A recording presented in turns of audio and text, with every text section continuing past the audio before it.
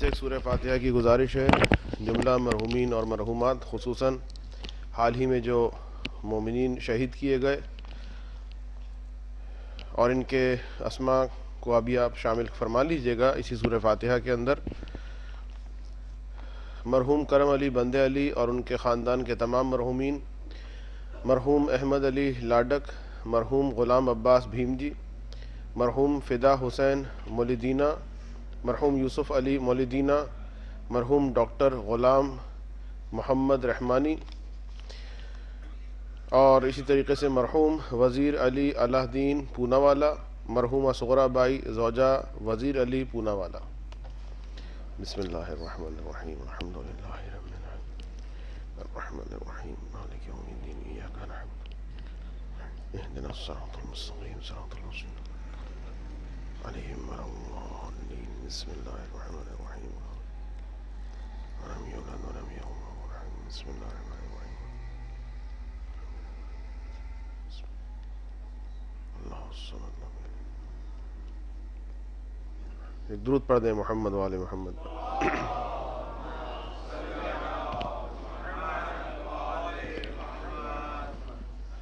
اعوذ باللہ السمیع العلیم من الشیطان اللعین الرجیم. بسم اللہ الرحمن الرحیم. الحمد للہ رب العالمین والصلاة والسلام على أشرف الأنبياء والمرسلين وأهل بيته الطيبين الطاهرين المعصومين المظلومين الغر الميامين الذين أذهب الله عنهم الرجس وطهرهم تطهيرا.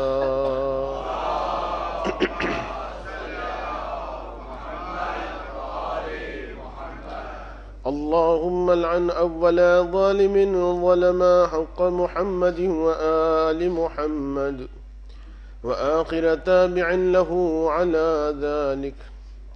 اللهم لعن العصابة التي جاهدت الحسين وشايعت وبايعت وتابعت على قتله. اللهم لعنهم جميعا مئة مرة. رب اشرح لي صدري ويسر لي أمري واحلل عقدة من لساني يفقه قولي. أما بعد، فقد قال رسول الله صلى الله عليه وآله: إني تارك فيكم الثقلين كتاب الله وعترتي ما إن تمسكتم بهما لن تضلوا بعدي أبدا.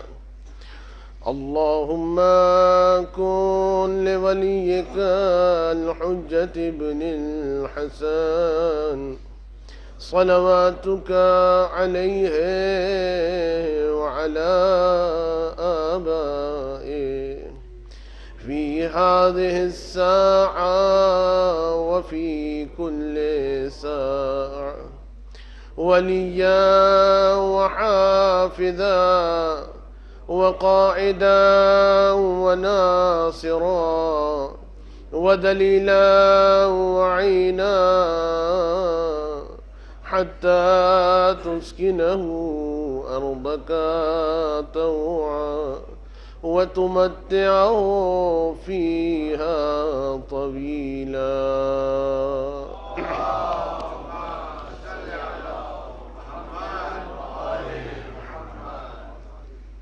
حدیث مبارکہ ثقلین کو سرنامہ کلام بناتے ہوئے امام ہشتم کی سیرت کو بیان کیا جا رہا تھا.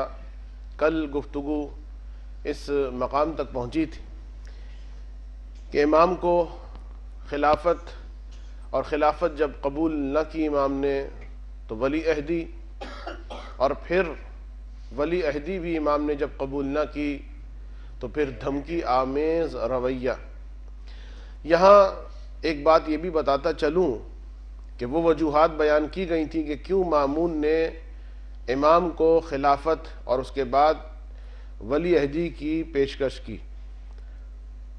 مورخین نے مامون کے اس عمل کو دیکھتے ہوئے بعض نے اپنی کتابوں میں یہاں تک لکھ دیا کہ دیکھیے مامون کی عقیدت اور مامون کا احترام بے خانوادہ عطرت و طہارت، دیکھیے مامون نے کتنی خلوص سے، کتنی محبت سے فرزند رسول کو خلافت کی پیشکش کی، کتنے احترام اور عقیدت سے مامون نے فرزند امام ہفتم کو ولی عہدی کی پیشکش کی۔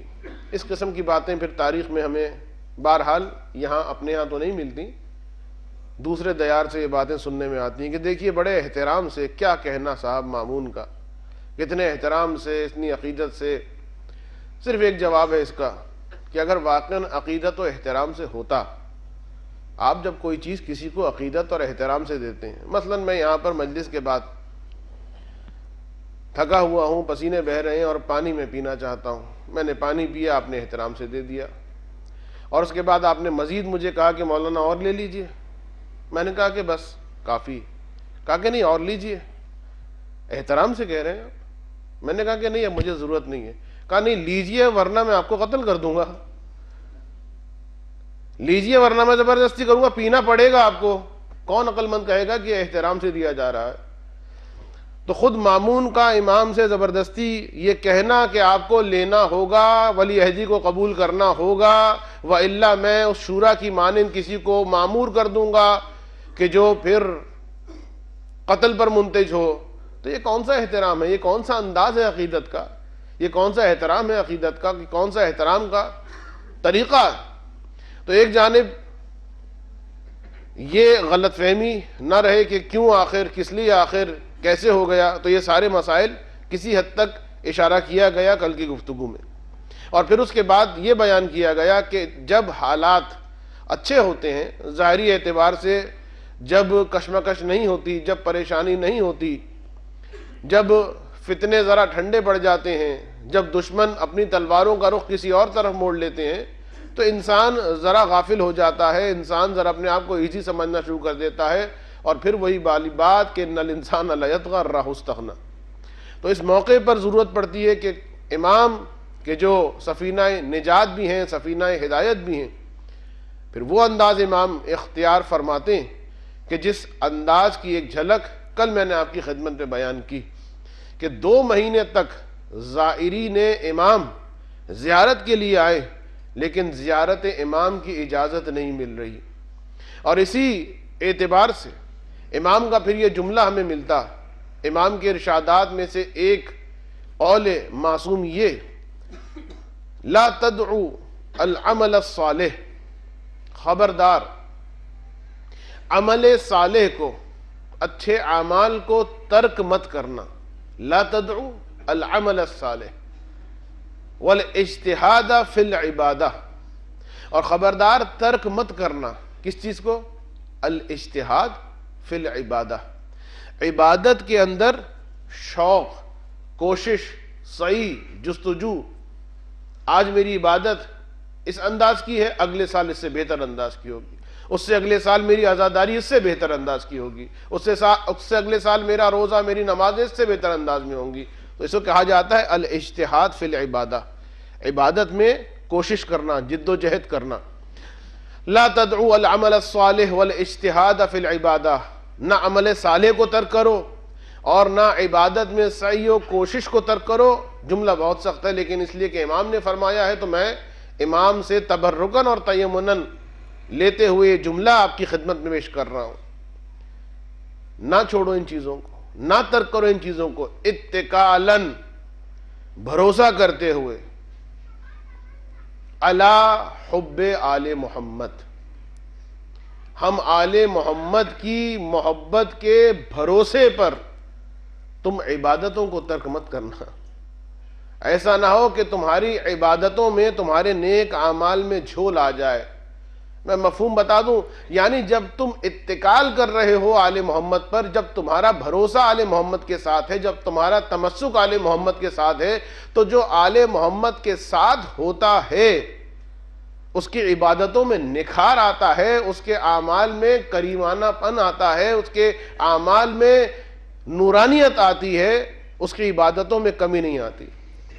اور پھر جملہ اس طریقے سے آگے بڑھا، وَلَا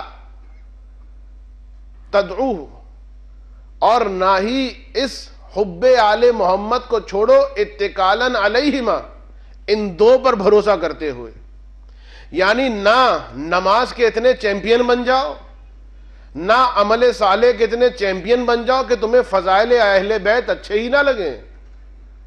آتے ہیں میرے پاس بعض اوقات، مولانا صاحب ہم نے وہ خیبر اور خندق تو بہت سن لی، ذرا کچھ نماز روزے کی بات کیجئے۔ نہیں، یہ انداز غلط ہے۔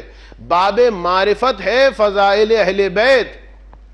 عبادت میں نکھار آتا ہی اس وقت ہے کہ جب فضائل اہل بیت کی نورانیت کے ساتھ دل منور ہو۔ تو مولا نے یہ دونوں باتیں بیان کی ہیں، اور آج افراط و تفریط ہماری قوم میں یہی ہے۔ کچھ ایسے ہیں کہ جو نماز کی نون سے اس طرح شروع کرتے ہیں کہ پھر شب کے بے پر بھی ختم نہیں ہوتی، اول و آخر صرف نماز نماز نماز نماز۔ اور حد تو یہ ہے، بعض اصلاح کرنے والے یہاں تک کہتے ہوئے دکھائی دیتے ہیں کہ اگر آپ نماز نہیں پڑھتے، اگر آپ اچھے اعمال نہیں کرتے تو آپ کی عزاداری کا کوئی فائدہ نہیں ہے۔ غلط ہے یہ جملہ غلط ہے کہ اگر آپ عبادت نہیں کرتے، اگر آپ نماز نہیں پڑھتے، اگر آپ فلاں کام نہیں کرتے، اگر آپ داڑھی نہیں رکھتے، اگر آپ پردہ نہیں کرتی تو جو آپ کی عزاداری ہے اس کا کوئی فائدہ نہیں ہے۔ نہیں، فائدہ ہے، یہ فائدہ عزاداری ہی دلائے گی کہ اسی عزاداری کی برکت سے یہ نماز بھی پڑھے گا، یہ حجاب بھی کرے گی، یہ عمل کو اچھا بھی کرے گا۔ یہ بہت غلط انداز ہے، چبھتا ہے میرے دل میں جب میں کسی سے سنتا ہوں کہ ایسی اس طرح علم اٹھانے کا فائدہ کیا ہے، اس طرح ماتم کرنے۔ ارے یہ ماتم ہے جس نے اس نماز کو بچایا ہے۔ آپ کو کیا پتا کہ آپ ہی کے پڑوس میں رہنے والے برادران مسلم آگے پوچھتے ہیں، اچھا یہ جناب زینب کون تھی، جناب سکینہ کون تھی، حضرت عباس کون تھے؟ لوگوں دنیا کو کچھ نہیں پتا، صرف آپ کے ماتم کی وجہ سے دنیا کو اتنا یاد ہے کہ کربلا میں حسین کو ذبح کیا گیا، ورنہ خدا کی قسم دنیا کا پروپیگنڈا آج کی دنیا میں بھی کہ جب ایک ایک منٹ کی خبر مشرق سے مغرب، مغرب سے مشرق آتی ہے، صدام کے مظالم کسے نہیں پتا، مومن ہو غیر مومن ہو، عرب ہو غیر عرب ہو، سب جانتے ہیں۔ صدام نے وہ قیمہ پیسنے والی بڑی مشین کے جس میں انسانوں کو ڈال کے ان کا قیمہ نکالا کرتا تھا، وہ صدام ملعون۔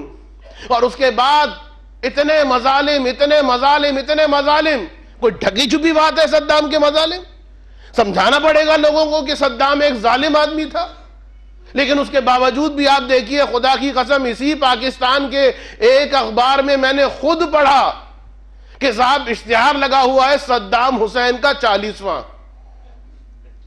خود میں نے اپنی آنکھوں سے پڑھا، کوئی اور کہتا تو میں ہنس کے ٹال دیتا کہ کسی نے جوک کیا ہے، لیکن میں نے خود پڑھا ایک اخبار کے اندر، مشہور اخبار کے اندر، 40 دن اس کے مرنے کو گزرا اور اس کے بعد اخبار میں آیا کہ صاحب 40واں ہے، یا پتہ نہیں برسی ہے یا کیا ہے۔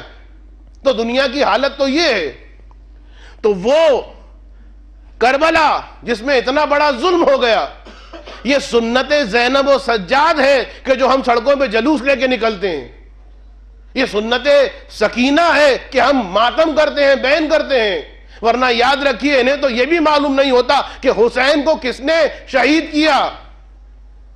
خدا کی قسم آپ کبھی سوچیے اپنے مذہب کے بارے میں، اپنے مکتب کے بارے میں، اور اپنی ماں کو دعا دیجئے کہ آپ کا تعلق ایسے مکتب سے ہے کہ جو ظالم کو ظالم کہتا ہے، مظلوم کو مظلوم کہتا ہے۔ یہ آپ کے مذہب کا کمال ہے جو پوری جرت کے ساتھ آج کے وہ اینکرز بیٹھ کر، وہ ٹاک شوز کے اندر بیٹھ کے بعض لوگوں کی ڈکیتیوں کا بیان کرتے ہیں، انہوں نے یہ کر لیا، انہوں نے وہ کر لیا، اور بڑا اچھا رزلٹ بناتے ہیں۔ تاریخ کی بھی کبھی اسکروٹنی کرو، دیکھو کہ اصل ہارس ٹریڈنگ کس زمانے میں ہوئی، آگے دیکھو تاریخ میں، اٹھا کے دیکھو تاریخ میں کہ کون کیسا مجرم تھا۔ جب تاریخ میں آپ کا کہنا یہ ہے، بھئی آپ جب بات کر رہے ہیں باطل باطل ہے، چاہے کسی سے بھی سرزد ہو، ظلم ظلم ہے، چاہے میں اس بچے کا پین چھینوں، یہ ظلم ہے، حرام ہے، میں غاصب کہلاؤں اگر اس بچے کا پین میں نے چھین لیا، اور اگر کسی کا میں نے درخت چھین لیا میں غاصب ہوں، میں ظالم ہوں۔ تو ایک پین چھیننے پر زبردستی میں ظالم بن گیا، اور پھر میرے ظلم کا کھلم کھلے ظلم کا تقاضا یہ ہے کہ میں منبر پہ آ کے نہ بیٹھوں، تو چیب رسد کے کسی کا درخت میں چھین لوں اور چیب رسد کسی کا باغ چھین لوں۔ یہ آپ شاباش دیں، دعا دیں اپنے والدین کو، خدا کی قسم کے ایسے مکتب سے آپ کا تعلق ہے کہ ظالم کو ظالم کہتے ہیں، مظلوم کو مظلوم کہتے ہیں، وَإِلَّا قاتل کے بھی حامی ہو، مقتول کے بھی ہمدرد، قاتل کے بھی حامی ہو، مقتول کے بھی ہمدرد۔ یہ کیسا مذہب ہے، نہ ادھر ہو نہ ادھر ہو۔ ایک درود پڑھ دیں محمد و آل محمد پر۔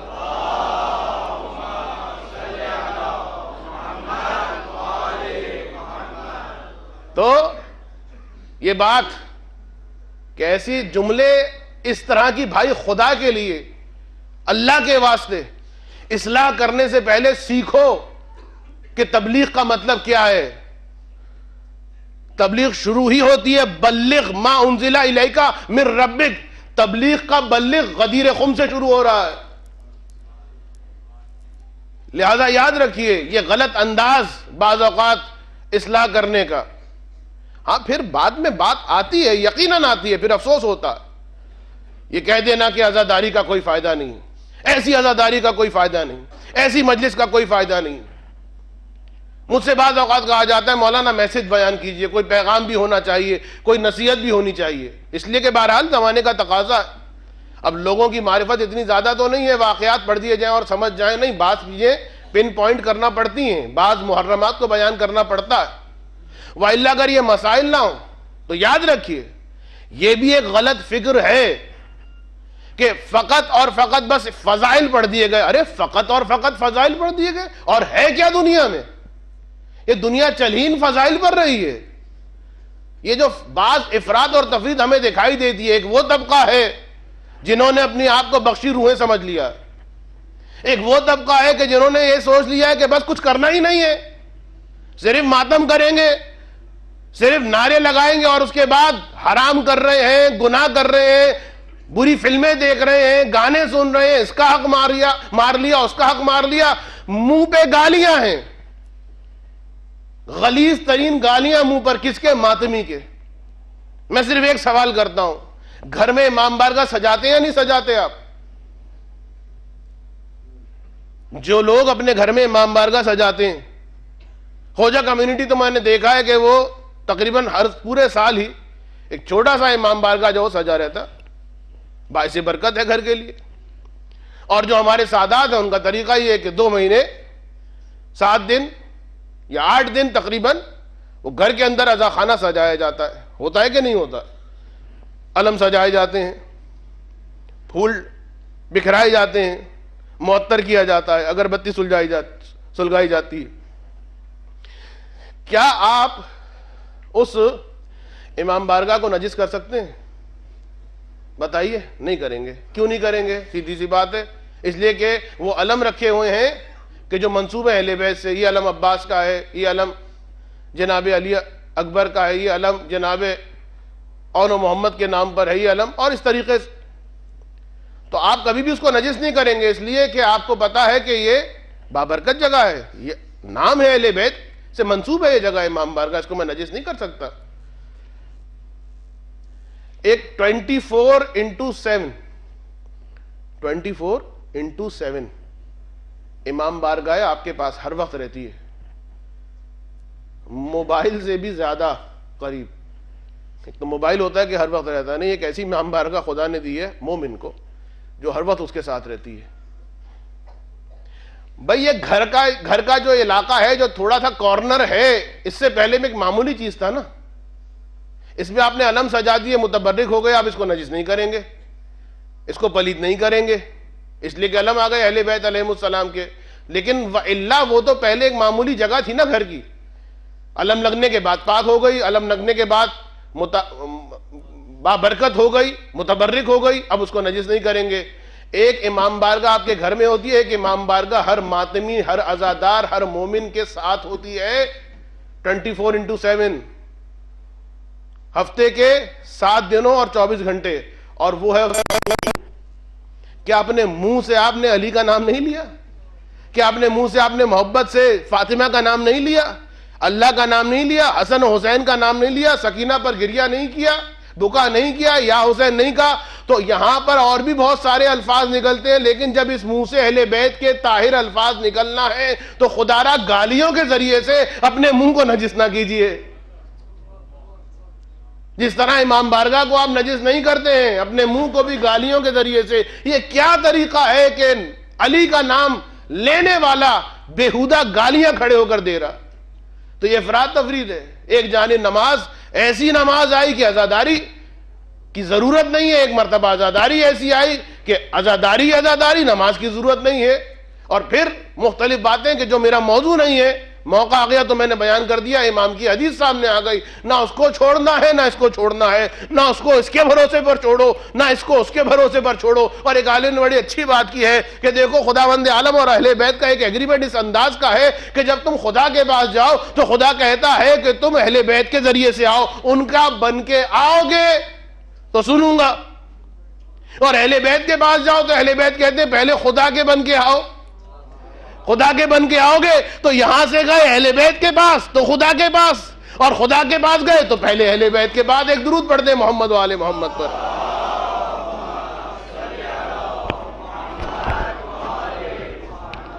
اور یہ میرا مولا کہ جس کا نام کیا ہے؟ علی۔ ایک اور امام علی، امام اول، امام ہشتم علی، امام اول علی، یہ دونوں ہی علی ہیں۔ وہ علی رسول صادق کے بعد، یہ علی امام صادق کے بعد، یعنی زمانہ امام صادق کے بعد، ٹھیک ہے، اس کے بعد امام ہفتم کا دور ہے، لیکن وہ بھی صادق رسول کے بعد، یہ بھی صادق امام کے بعد۔ اور اس کی شان یہ ہے اس علی کی کہ وہ معیار بن رہا ہے کہ دیکھو صرف رسول سے محبت کافی نہیں ہوگی، علی سے محبت بھی کرنا ہوگی۔ اسٹاپ نہیں کرنا رسول کے پاس، بلکہ رسول ہی کے قول کے مطابق علی کی محبت بھی اختیار کرنا ہوگی۔ اور اگر رسول پہ رک گئے، علی کی جانب نہ بڑھے، تو تمہاری یہ محبت رسول کی ناقص ہے، مکمل نہیں ہے، تمہارا ایمان ناقص ہے، مکمل نہیں ہے۔ اور اسی طریقے سے اس علی کے بارے میں بھی یہ ہے کہ اگر توجہ رکھیے گا کہ اس سے پہلے اگر تم نے اس پہلے والے علی کو مان لیا، حسن کو مان لیا، حسین کو مان لیا، اور اسے نہ مانا، 8ویں کو نہ مانا، تو جس طرح اس علی کو معیار تکمیل ایمان بنایا گیا تھا، رسول جیسے کی محبت بھی ایمان کو مکمل نہیں کرے گی جب تک اس سے محبت نہ ہو جس سے رسول محبت کر رہا ہے۔ تو علی کی ذات وہ جو صادق رسول کے بعد، اور علی کو اگر قبول نہیں کیا تو رسول کی محبت یہ اسلام کا سبب تو بن جائے گی، ایمان کا سبب نہیں بنے گی۔ اور اسی طریقے سے یہ امام ہشتم، یہ بھی علی ہے، اس سے محبت کا معیار یہ ہے کہ اگر اس سے پہلے والے امام علی کو مان لیا، یا علی مدد بھی کہہ دیا، ماتم بھی کر لیا، میں کیا کہہ رہا ہوں بھائی، سب کچھ کر لیا، لیکن اس امام ہشتم کو نہ مانا تو جیسے وہاں پر ایمان مکمل نہیں، یہاں پر ایمان مکمل نہ ہوگا، وہ بھی معیار بنے، یہ بھی معیار بنے، اس لیے کہ اس رسول کے بعد بھی کچھ رک گئے تھے اور اس سے پہلے بھی کچھ لوگ رک گئے ہیں۔ ایک درود پڑھ دیں محمد و آل محمد پر۔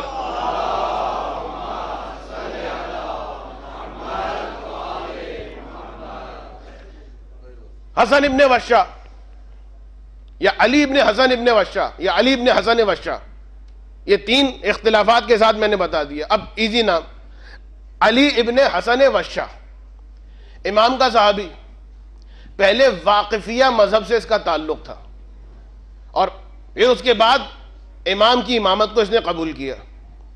مرو میں امام نے ایک مرتبہ اسے بلایا، میرے پاس آؤ. یہ امام کے پاس آیا. امام نے فرمایا تمہیں پتا ہے آج علی ابن ابو حمزہ بطائنی، علی ابن ابو حمزہ بطائنی اس کا انتقال ہو گیا، اور وہ ابھی کچھ دیر پہلے ہی قبر میں گیا.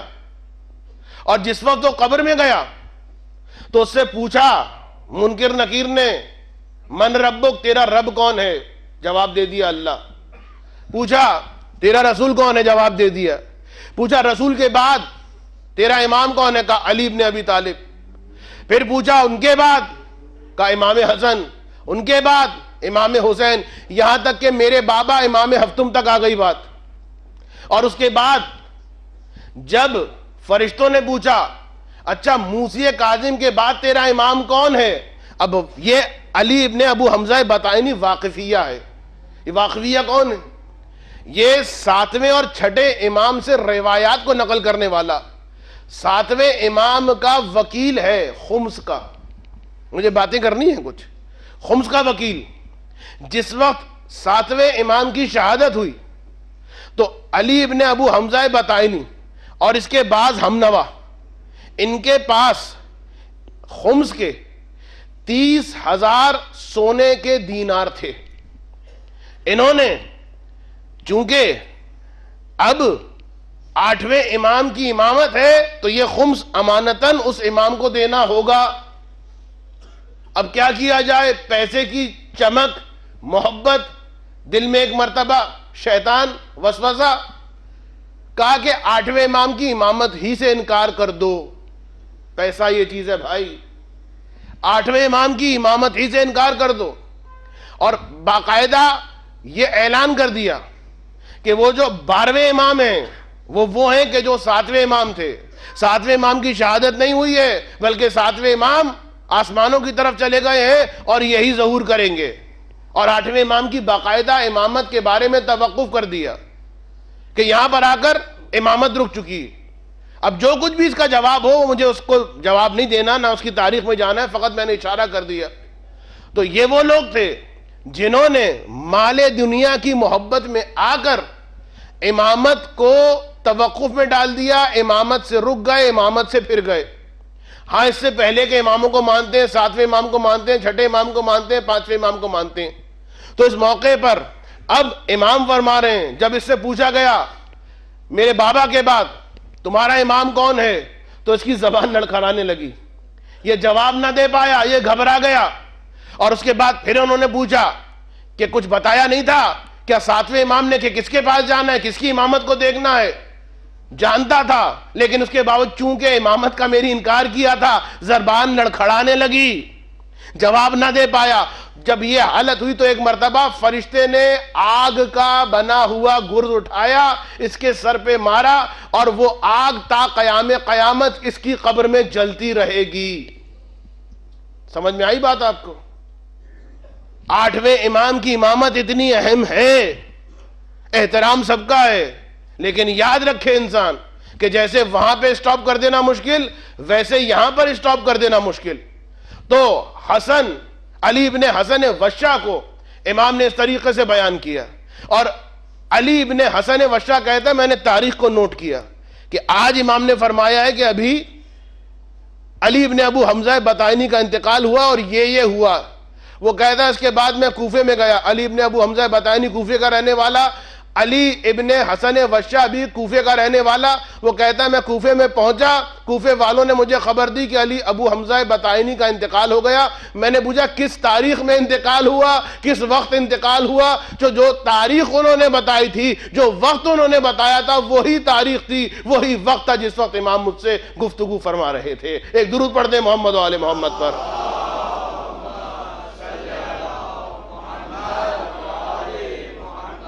تو عزیزان محترم، یہ آسان چیز نہیں ہے. خدا نے آپ کو نعمت دی ہے.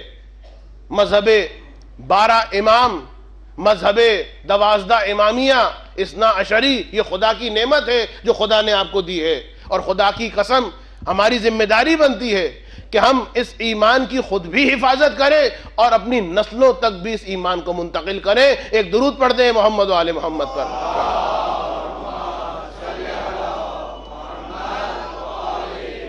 لیکن یہاں پر رک کر ایک بات کہتا چلا جاؤں، دیکھیے ایک سبق ملتا ہے یہاں پر، ایک میسج ملتا ہے یہاں پر، اور وہ یہ کہ اب آج کل کی میں بات کر رہا ہوں، جو مراجع کے وکلا ہوتے ہیں جو خمس وغیرہ کلیکٹ کرتے ہیں، خیر آغا سیستانی نے تو بہرحال اب یہ شرط لگا دی ہے کہ آپ کسی کو بھی خمس دیں، چاہے وہ کسی مدرسے ہی کے پرنسپل کیوں نہ ہو، چاہے ان کے پاس اجازت نامہ ہی لکھا ہوا کیوں نہ ہو، خمس جتنا دیا ہے اس کی اوریجنل رسید یا قم کے آفس کی یا نجف کے آفس کی وہ لینا ضروری ہے، ورنہ آپ کے خمس کے ادائیگی میں اشکال ہو سکتا ہے۔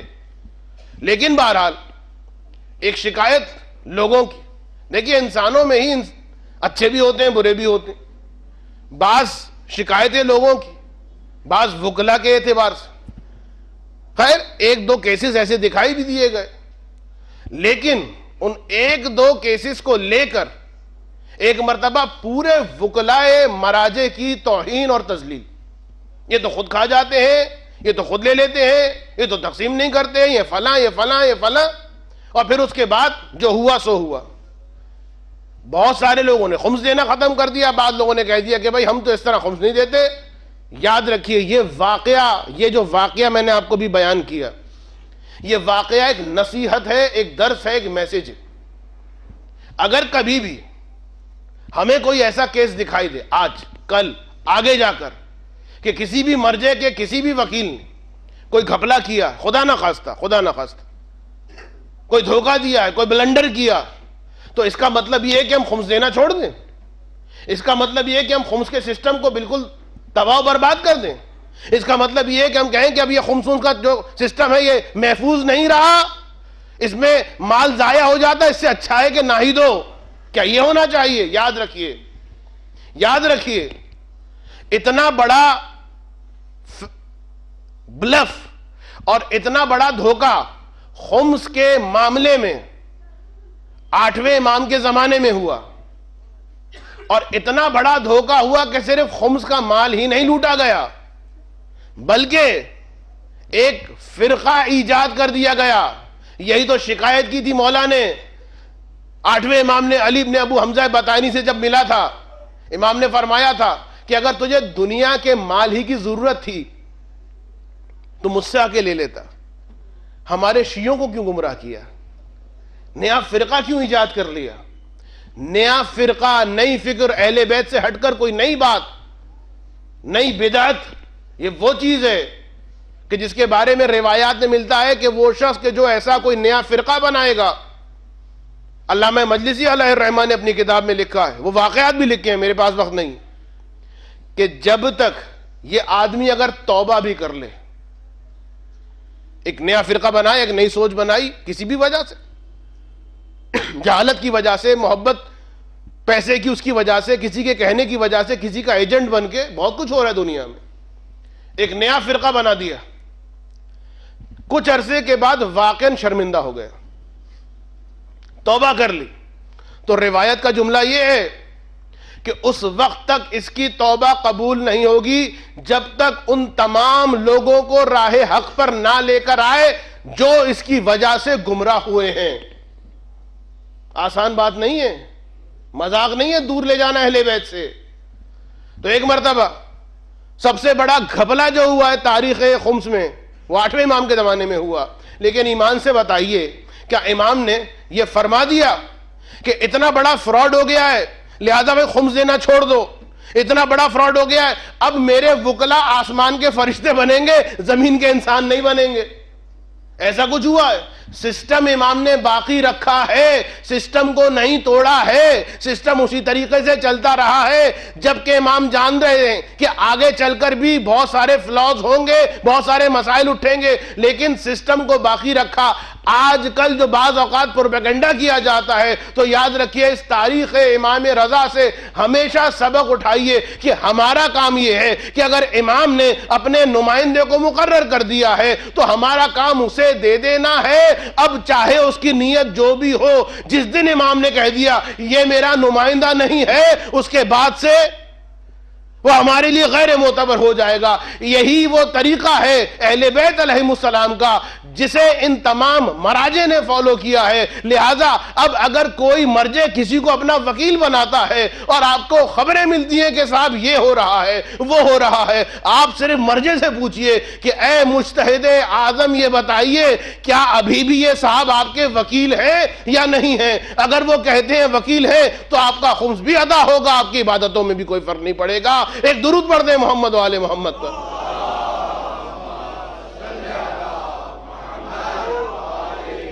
معذرت کے ساتھ میں نے بہت دکھتی رگ پہ ہاتھ رکھا ہے، دکھتی رگ آپ کی نہیں، دکھتی رگ میری، اس لیے کہ خمس کے مسائل کو ویسے بھی بیان کرتے ہوئے ڈر لگتا ہے۔ لوگ کہتے ہیں کہ آج تو مولانا صاحب اپنے مطلب کی بات کر رہے ہیں، لیکن اس طرح کے مسائل قوم میں جب دیکھنے کو آئے تو لہٰذا میں یہ بتا رہا ہوں، خبردار کبھی بھی سسٹم کو خراب نہ کیجیے گا۔ ایک درود پڑھ دیں اور محمد و آل محمد پر۔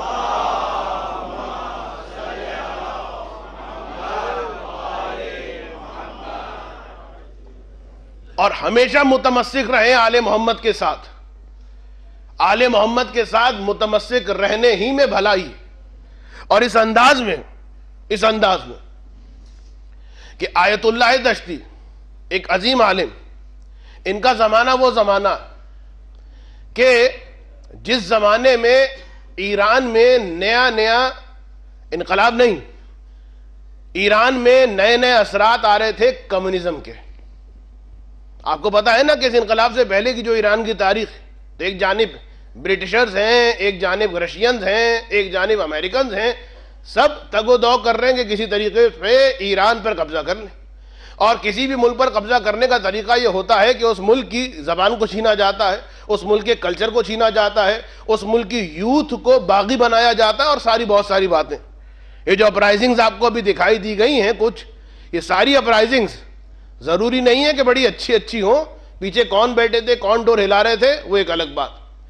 تو ایران میں بہت تیزی کے ساتھ رشیا نے پروپیگیشن کرنا شروع کر دی تھی اپنے کمیونزم کی، اور باقاعدہ وہ جو طریقہ ہوتا ہے کہ صاحب آفیسز کھل گئے، جگہ جگہ تنظیمیں بن گئی ہیں، کمیونسٹ تنظیمیں در آئی تھیں، اپنے مقاصد کو پھیلا رہی تھیں بڑے اچھے انداز میں، بڑے اچھے طریقے سے۔ اور یہ آیت اللہ، یہ شہر رے میں رہنے والے ہیں۔ شہر رے کون سا ہے؟ تہران کے، اب تو خیر تہران ہی کا حصہ بن گیا، شہر رے کے رہنے والے۔ اب انہیں خبریں مل رہی ہیں جس طرح سے اور بہت سارے علماء کو اگر یہ پتا چلے کہ قوم منحرف ہو رہی ہے، قوم عقیدے سے پھر رہی ہے، تو واقعاً جو ایک عالم دین ہوتا ہے اس کی راتوں کی نیندیں اڑ جاتی ہیں، وہ پریشان ہو جاتا ہے کہ کیا ہو رہا ہے۔ آیت اللہ دشتی یہ فرماتے ہیں کہ میں بیمار تھا، ایک بیماری مجھے لگی ہوئی تھی، اور اسی بیماری کے عالم میں ایک دن میں گھر سے باہر نکلا تو میں نے دیکھا کہ میری اس گھر کی گلی میں اور بہت ساری گلیوں میں وہ جو خاص فلیگ ہوتا تھا رشینز کا، کمیونسٹ کا، کہ لال رنگ کا وہ فلیگ ہے اور اس میں وہ جو ہے بلیک کلر کی وہ جو کلاڑی بنی ہوئی ہے، کیا بنا ہوا ہے، وہ خاص جو کمیونزم کا فلیکس تھا، باقاعدہ وہ پرچم، وہ بینرز، اس کلر کے بینرز جا بجا گلیوں میں لگے ہوئے ہیں۔ ایران ہے، مسلمانوں شیعوں کا علاقہ، اور اس طریقے سے کمیونزم پھیل رہا ہے۔ نوجوان لڑکے اور لڑکیاں یونیورسٹیز کے، وہ اس طریقے سے ان کے اندر انحراف ہو رہا ہے۔ یونیورسٹیاں بہت اہم چیز ہوتی ہے، جو انقلابات ہوتے ہیں، جو چینجز ہوتی ہیں، جو اپرائزنگ ہوتی ہیں، وہ یہیں سے ہوتی ہیں۔ اخلاقی برائیاں یہیں سے پنپتی ہیں اور یہیں سے آگے بڑھتی ہیں، اخلاقی اقدار بھی یہیں سے صعود پاتے ہیں۔ یونیورسٹیوں میں مکس گیدرنگ ہو رہی ہو، ہماری اسلامی تنظیموں کو برداشت ہو جاتا ہے۔ یونیورسٹیوں میں فینسی ڈریس شو ہو رہے ہوں، ہماری اسلامی تنظیموں کو برداشت ہو جاتا ہے۔ یونیورسٹیوں کے اندر اور بہت سارے خلاف اسلام کھلم کھلا فنکشنز ہو رہے ہوں، ہماری بہت ساری اسلامک تنظیموں کو برداشت ہو جاتا ہے۔ مجھے سمجھ میں نہیں آتا یہ کون سے نطفے کا اثر ہے، سب کچھ برداشت کر لیتے ہیں، یوم حسین برداشت نہیں ہوتا، نہیں سمجھ میں آتا خدا کی قسم۔ اگر بات آپ کو یہ لگتی ہے کہ صاحب یہ اگینسٹ اسلام ہے، جس دن آپ کو یہ لگا نا کہ یوم حسین اگینسٹ اسلام ہے تو اپنے ایمان کو چیک کر لینا کہ تمہارا ایمان اور تمہارا اسلام کہاں پہ جا رہا. لبیک یا حسین، لبیک یا حسین، لبیک یا حسین، لبیک یا حسین. تو اب سوچنے کی بات ہے. یہ ساری چیزیں تو جائز ہو جاتی ہیں. وہ ہمارے ایک انجینئر صاحب تھے, انہوں نے کہا, وہ اپنے ہی برادر مسلم تھے لیکن بہت اچھے انسان تھے, سارے برادران مسلم اچھے ہیں یہ, لیکن ایسا نہ ہو کہ غلط ہو جائے. تو اب ان سے گفتگو ہوتی تھی, اور اس زمانے میں پاکستان ہی میں تھا. ایک مسجد تھی, بہت بڑی مسجد, ابھی بھی ہے, برادران مسلم کی, اور اس مسجد کے پاس سے مومنین کا جلوس گزرتا تھا, اور ہر سال بڑا جھگڑا, بڑا دنگا, بڑا فساد. وہ کھڑے ہو گئے کہ یہ نہیں گزرے گا اور یہ یہاں سے گزرے گا, اور جلوس یہاں سے نہیں گزرے گا. تو ایک مرتبہ یہ جو ہمارے دوست تھے, انجینئر تھے, ہیں انشاءاللہ ابھی بھی, انہوں نے کہا کہ میں نے اس مسجد کے مولانا سے پوچھا, مولانا صاحب یہ بتائیے آپ اس جلوس کے خلاف کیوں ہیں؟ روزانہ ان کے پیچھے نماز بھی پڑھتے تھے مولانا. مولانا اس جلوس کے خلاف کیوں ہیں؟ کہا کہ اس لیے کہ بھئی یہ جلوس جو گزرتا ہے تو اس سے جو ہے یہ بدعت ہے, اس سے نکاح ٹوٹ جاتے ہیں. مجھے نہیں سمجھ میں آتا, ایسے کچے نکاح کے جلوس دیکھنے سے ٹوٹ گئے. لبرٹی اسٹیچو دیکھ کر نکاح نہیں ٹوٹتا, والٹ ڈزنی دیکھ کر نکاح نہیں ٹوٹتا, علم عباس کو دیکھ کر ان کا نکاح ٹوٹ جاتا ہے. نکاح ٹوٹ جاتے ہیں, بدعت ہوتی ہے, حرام ہوتا ہے, فلاں ہوتا ہے, ڈمکانا ہوتا ہے. یعنی کیا مطلب؟ پوچھا بھائی کیا مطلب اس کا؟ مطلب یہ کہ اگینسٹ اسلام, اسلام کے خلاف ہے.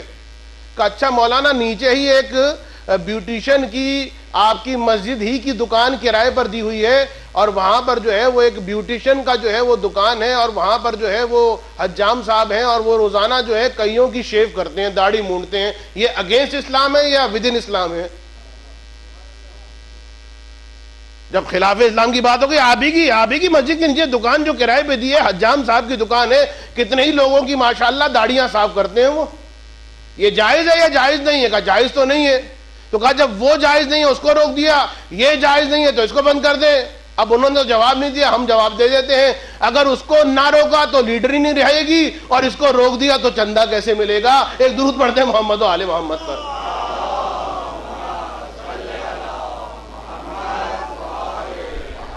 نہیں سمجھ میں آتی واقعاً بات. فینسی ڈریس شو اسلامی تنظیموں کو قبول ہیں, مس گیدرنگ قبول ہیں, دھما چوکڑیاں قبول ہیں, ساری بےہودگیاں قبول ہیں, یوم حسین قبول نہیں ہے, حسین کا نام قبول نہیں ہے.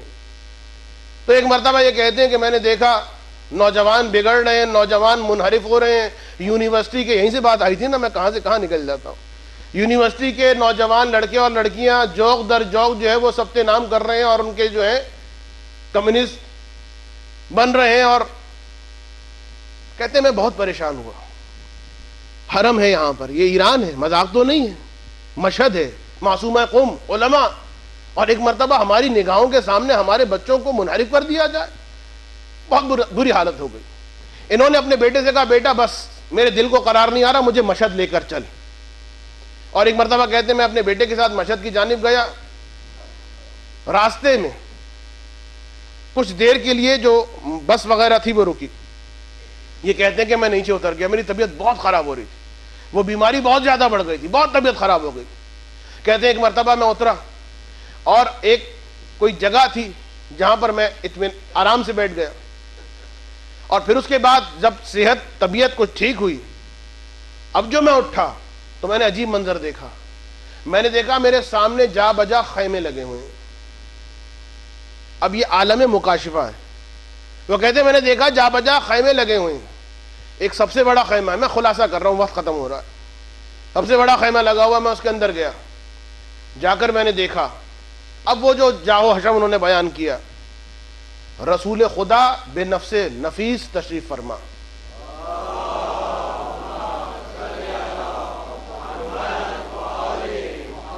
اور رسول کے دونوں جانب رسول کے اوصیہ تشریف فرما. میں آگے بڑھا, رسول کے ہاتھوں کو چوما, اور رسول سے رو کے کہا. رسول نے مجھ سے پوچھا میرا نام لے کر کہ فلاں کیا بات ہے, اتنا پریشان کیوں؟ اپنی پریشانی بیان کی. ایک تو بیماری، اس سے تنگ آ گیا ہوں، اور دوسرے یہ مسئلہ نوجوانوں کے بارے میں فکر مند ہوں، یہ نوجوان گمراہ ہو جائیں گے، یہ نوجوان منحرف ہو جائیں گے. ایک مرتبہ وہ کہتے ہیں کہ رسول خدا نے اپنے اس فرزند کی طرف اشارہ کیا جو ہمارے 8ویں امام ہیں، کہ اس مسئلے کے حل کے لیے جا میرے اس فرزند کے پاس. میں امام کے پاس گیا، امام کو سلام کیا، امام کو مسئلہ بیان کیا. امام نے جواب دیا، 2 جواب دیے. امام نے فرمایا سن، جو تیری بیماری ہے، سنیے گا، بعض لوگ جو بیمار ہوتے ہیں دعائیں مانگ رہے ہوتے ہیں، میں نا امید نہیں کر رہا ہوں، ہر کام میں یاد رکھیے خدا کا لطف ہوتا ہے، خدا کی رحمت ہوتی ہے. بہترین جو سچویشن ہوتی ہے خدا آپ کے لیے چوز کرتا. اطمینان رکھیے، بھروسہ اتنا تو خدا پہ رکھیے نا. انشورنس کی کمپنی پہ چھوڑا بہت بھروسہ کرتے ہیں، اتنا ہی بھروسہ خدا پہ کر لیجئے. تو ایک مرتبہ امام نے فرمایا یہ جو بیماری جس کی تم شکایت کر رہے ہو، خدا کی مصلحت یہ ہے کہ مرتے دم تک تمہاری یہ بیماری تمہارا ساتھ نہیں چھوڑے گی. تمہیں اسی بیماری میں اس دنیا سے جانا ہوگا جو تمہارے حق میں بہتر ہے. اور پھر نوجوانوں کے لیے تم پریشان ہو کہ نوجوان نہ بگڑ جائیں، نوجوان نہ منحرف ہو جائیں، تو بس اب انہوں نے جو آغا دشتی نے جملہ بیان کیا، وہ جملہ فارسی ہی میں اس کا لطف، لیکن پھر میں اردو میں بتاؤں گا کہ وہ کہتے ہیں کہ امام نے پھر مجھ سے کہا اما نوجوانوں کے بارے میں اگر تم پریشان ہو تو بے فکر رہو، فقط اتنا کرو بے قبور ماں بے چسپید، ہماری قبروں سے چمٹ جاؤ. ہماری قبروں سے چمٹ جاؤ، ہماری زیارتوں سے غافل نہ رہو. زیارت جو تجدید بیعت با اہل بیت علیہم السلام، زیارت جو دنیا اور آخرت کی زندگی کو تبدیل کر دیتی ہے. امام فرماتے ہیں اگر تم چاہتے ہو کہ تمہاری قوم منحرف نہ ہو، بے قبور ماں بے چسپید، ہماری قبروں سے چمٹے رہو. اچھا، چمٹنے کا مطلب یہ ہے کہ جا کے صرف چمٹ جائے؟ نہیں، پھر وہی ساری باتیں آ جائیں گی جو انی تارکن فیکم الثقلین کتاب اللہ و عطرتی ما ان تمسکتم بہما، جب تک ان سے متمسک رہو گے. تو تمسک کا مطلب اچھے جزدان میں قرآن رکھ دینا نہیں ہوتا، قرآن پر عمل کرنا ہوتا ہے. اسی طریقے سے قبروں سے چمٹنے کا مطلب مولا آپ اس دنیا میں نہیں ہیں، لیکن جو پیغام آپ کا ہے آپ کے پیغام کو ہم زندہ رکھے ہوئے ہیں. ایک درود پڑھ دیں محمد و آل محمد پر.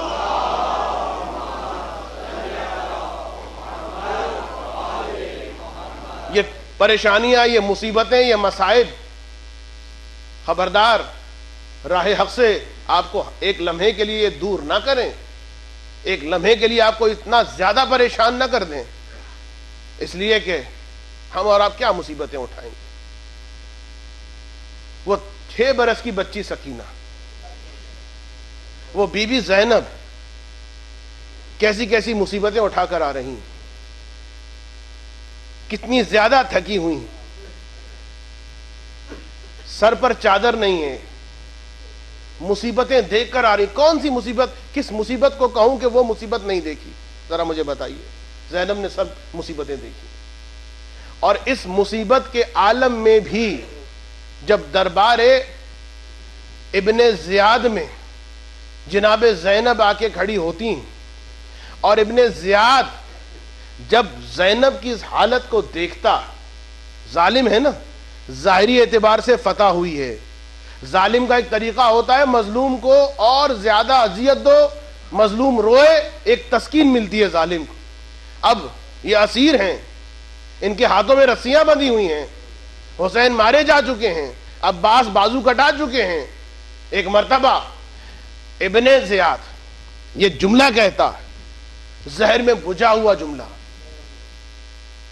خدا نے مجھے، حمد ہے اس پروردگار کی، الحمدللہ، حمد ہے اس اللہ کی جس اللہ نے مجھے اور میرے امیر کو فتح و نصرت سے ہمکنار کیا، اور تجھے اور تیرے بھائی کو ذلت و رسوائی سے. یہ جملہ جو سنا، مصائب سہنے والی، سارے رستے مصیبتیں جھیلنے والی زینب ایک مرتبہ جلال کے عالم میں کہتی ہے الحمدللہ الذی ابلانا. یہ تو کیا کہہ رہا ہے؟ حمد ہے اس پروردگار کی جس اللہ نے ہمیں آزمائش اور امتحان کے قابل سمجھا. وہ جملہ جناب زینب کا دربار ابن زیاد نے ما رأیتہ الا جمیلا، میں نے سوائے خدا کے جمال کے کسی اور چیز کو کربلا میں نہیں دیکھا۔ ایک مرتبہ ابن زیاد نے جو دیکھا، ارے اتنی مصیبتیں، اتنے مصائب، گلے میں رسی، ہاتھوں میں رسن، سر پہ چادر نہیں، تازیانے، بھائی مارا گیا، لیکن اس کے باوجود بھی ارے ایک سسکی میرے سامنے نہیں لے رہی، یہ لہجہ، یہ انداز، بس کسی طریقے سے زینب کے دل کو تڑپانا ہے، اور تڑپانے کا انداز۔ ایک مرتبہ سپاہی کو اشارہ کیا، سپاہی آگے گیا، دربار سے باہر نکلا، اب جو سپاہی داخل ہوا ہاتھ میں زنجیر ہے، زنجیر کو کھینچتا ہوا آ رہا ہے، اور زنجیر کے سرے پر ایک قیدی ہے زنجیروں میں جکڑا ہوا۔ ایک مرتبہ وہ قیدی گردن اکڑا کے آتا ہے، ابن زیاد کے سامنے کھڑا ہوتا ہے، ابن زیاد کہتا ہے اے مختار، اے مختار، تو نے مجھے سلام کیوں نہ کیا؟ ارے اتنا بھی نہیں، تو مجھے سلام کے قابل بھی نہیں سمجھتا؟ تو ایک مرتبہ مختار گردن اکڑا کر پورے جلال کے ساتھ کہتے ہیں میں فقط اپنے امیر کو سلام کیا کرتا ہوں، اور میرا امیر سوائے حسین کے کوئی اور نہیں ہو سکتا، بس اتنا سننا تھا۔ ایک مرتبہ ابن زیاد کہتا ہے اچھا مختار، تجھے اپنے آقا حسین سے بہت محبت ہے؟ مختار کہتا ہے ارے تجھے کیا معلوم میرا آقا کتنا غلام پرور ہے، اور میں اپنے آقا کا کیسا شیدائی ہوں، بس اتنا سننا تھا۔ ایک مرتبہ ابن زیاد کہتا ہے مگر تیرے آقا حسین نے تو تجھے بھلا دیا۔ کہا تو جھوٹ بولتا ہے، میرا آقا حسین مجھے بھلا دے؟ کہا ہاں ہاں، ارے تیرا آقا حسین کوفے میں آ گیا لیکن حسین نے تو تجھے یاد نہیں کیا۔ کہا تو جھوٹ بولتا ہے، ایسا نہیں ہو سکتا، حسین کوفے میں آ جائیں مجھ غلام کو یاد نہ کریں۔ کہا کوفے کی بات نہیں کر رہا، حسین اس دربار کے اندر موجود ہے۔ یہ کہہ کے تشت پہ پڑا ہوا رومال ہٹایا، اب جو رومال ہٹا حسین کا کٹا ہوا سر۔ اے مختار دیکھ، مختار نے جو ایک مرتبہ حسین کے سر کو دیکھا، اشارہ کر کے کہا السلام علیکہ یا ابن رسول اللہ، السلام علیکہ یا ابا عبداللہ، اور اس کے بعد جوش کے مارے زنجیروں کو جھٹکا دیا، زنجیروں کے بند ٹوٹے، آگے بڑھ کر ایک سپاہی سے تلوار کو چھینا، آگے بڑھ کر ابن زیاد پر مختار حملہ کرنا چاہتے ہیں کہ ایک جانب سے آواز آئی اے مختار، اے مختار، ارے تلوار کو پھینک دے، یہ جنگ کا موقع نہیں۔ اب جو مختار نے پلٹ کے دیکھا، پہچاننے کی کوشش کی، گھبرا گیا، السلام علیکہ یا ابن رسول اللہ، اے میرے آقا، ارے یہ حالت آپ کی، بس اس سے زیادہ کچھ کہنا چاہتا تھا۔ سید سجاد نے فوراً یہ ارشاد فرمایا اے مختار اپنی تلوار بھی پھینک دے اور سن، سر جھکا کے کھڑا ہو جا، اس لیے کہ دربار میں تنہا نہیں آیا، زینب و ام کلثوم کے کھلے سر۔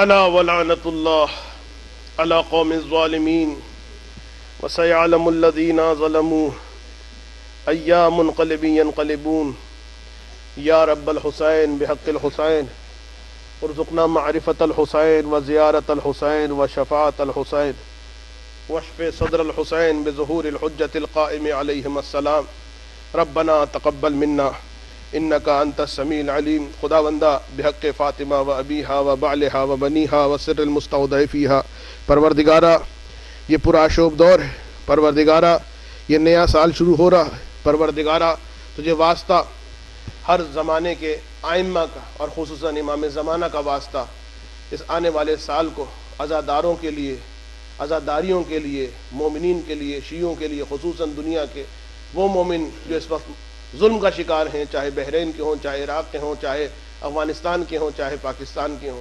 پروردگارہ ان کو اپنے حفظ و امان میں رکھ۔ خداوندہ جو ہمارے خلاف سازشیں کر رہے ہیں ان کی سازشوں کو ان کے ساتھ نیست و نابود و برباد و ہلاک فرما۔ خداوندہ تجھے واسطہ محمد و آل محمد کا مومنین میں اتحاد و اتفاق کی توفیق عطا فرما، امام زمانہ کے ظہور میں تعجیل فرما۔ ربنا تقبل منا انک انت السمیع العلیم، ماتم حسین۔